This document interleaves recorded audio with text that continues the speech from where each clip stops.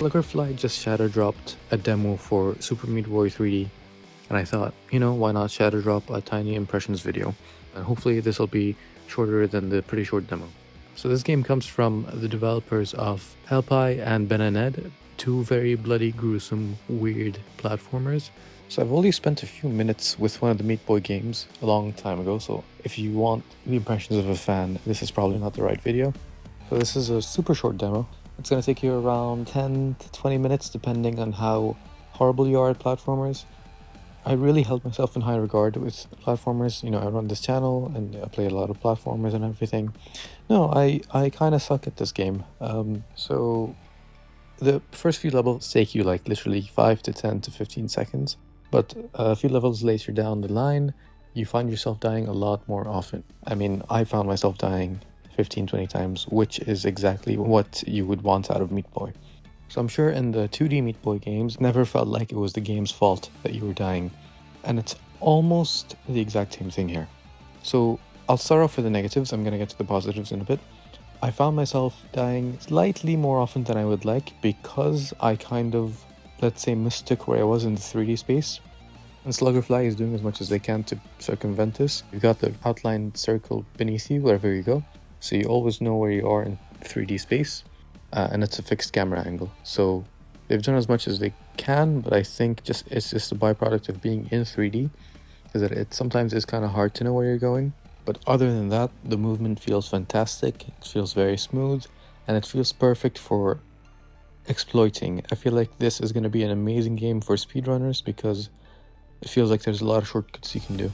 So in the demo, you've got not that many moves. You've got the basic walk, you can turn it into a sprint, which I'm sure you'll be sprinting the entire game. You can jump and you can dash while jumping. And on top of that, you can wall run. And I think there might be more moves along the way because I saw in the loading screen it mentioned something to do with a ground pound or something, but I'm not sure if I misread that. You'll be going through these levels very quickly. You will be going through a lot of trial and error, but that is exactly the charm of Meat Boy. The game reloads so fast once you die that it doesn't feel like you've been punished that much. And because of how short the levels are, it never gets too frustrating. And this is something I can see myself having a great time with, because unlike something like Crash Bandicoot 4, where you're expected to be perfect in a 20-minute level, you're just expected to be good enough for these very extremely short levels. So one thing I really like, but that's from the previous games, is the catch-up trail, let's call it catch-up, that you leave everywhere you go. The reason I like it so much is because when you die, it doesn't go away, which means that if you die 100 times, you've got a level painted in ketchup as a kind of like a canvas of what you did in the level, which is so cool because everyone's going to have a different, let's say, canvas. And that's such a cool thing that shows you where you died and what you did in the level. That's something I'm really glad translated well into 3D. So you've basically got just one objective: get to the end and rescue, I don't know, Super Meat Girl, I think that's her name, I have no idea.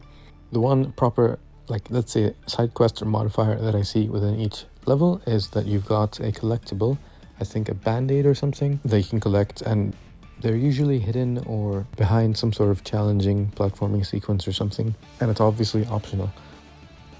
So I assume the main allure of the series is perfecting a level and just going through it like a master, where you start off horribly and you die a lot, and then by the end you are a Neo in the Matrix level professional.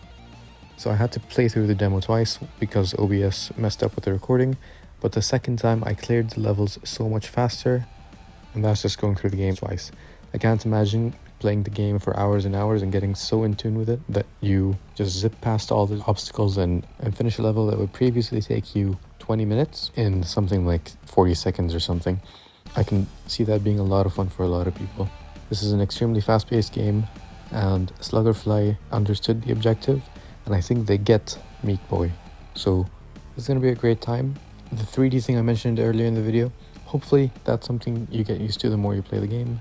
Other than that, I have really no problems with the game, and honestly this might even get me to go through the 2D versions of the Meat Boy games. So the game's slated for release in early 2026, so it's not too far off. The demo is out right now on Steam. I have no idea if it's a timed demo, but if you're watching this video, in December of 2025, it is out and you can try it. And again, it's 10 to 20 minutes. But yeah, thanks for watching. I have a dev chat coming up soon with a developer of a very unique platformer that I really liked this year. I'm hoping to get that up sometime this month because I really had a great time talking to the developer. But yeah, thanks for watching. See ya hopefully soon.